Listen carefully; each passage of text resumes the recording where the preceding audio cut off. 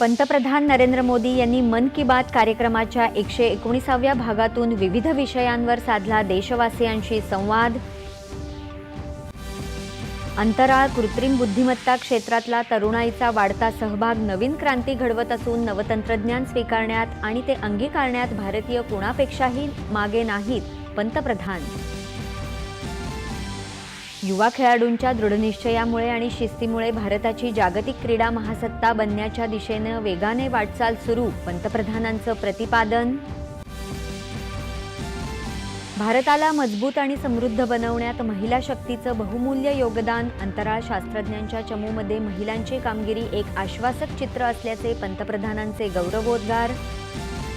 पंतप्रधानांच्या हस्ते मध्य प्रदेशातील बागेश्वर धाम इथल्या कर्करोग रुग्णालयाची पायाभरणी। सबका इलाज सबको आरोग्य हा सबका साथ सबका विकास या मंत्राचा आधार असल्याचं केलं प्रतिपादन।